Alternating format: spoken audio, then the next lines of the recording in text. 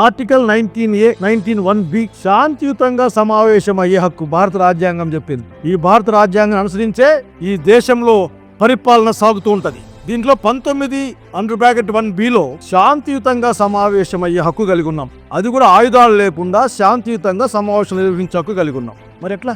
రాజ్యాంగ లక్ష్యాలకి రాజ్యాంగ అనుసరణలకు మీరు వ్యతిరేకంగా పనిచేస్తా ఉన్నారని మీరు భావిస్తే మీరు సరిదిద్దుకునే ప్రయత్నం చేస్తారు. మేము సరిదిద్దలేం, ఎందుకంటే మీరు మా మాట వినరు ఒక్క నిమిషం కూడా. అట్లాగే 19(1)Aలో స్పష్టంగా చెప్పారు, భావ ప్రకటన స్వేచ్ఛ ఉంది, అట్లాగే భావాలను వ్యక్తీకరించే స్వేచ్ఛ ఉంది.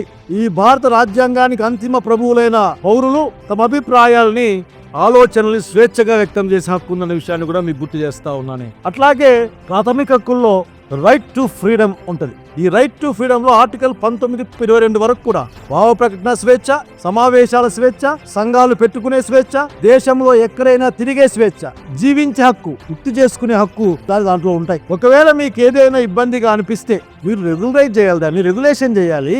అయ్యా శైలజ్నాథ్ లేదంటే ఇంకొకరు, మీరు ఇట్లా పోతున్నారు కాబట్టి ఇట్లా పోవద్దండి, ఎడం పక్క పోండి, ప్రజలకు ఇబ్బంది అవుతుంది అని చెప్పాలి. కానీ మీరు పోకూడదు, మీ మీద కేసులు పెడతాం, కేసులు పెట్టిస్తాం, మమ్మల్ని ఏమనుకోవద్దని మాకు చెప్తే మేము భారత రాజ్యాంగాన్ని నమ్ముకున్న వాళ్ళం ఎక్కడికి పోవాలి? ఇక్కడ మా దగ్గర ఎర్ర మంత్ర బుక్, మా మంత్రగాల బుక్ లేవు, మా దగ్గర లేవు, భారత రాజ్యాంగం మా దగ్గర ఉంది.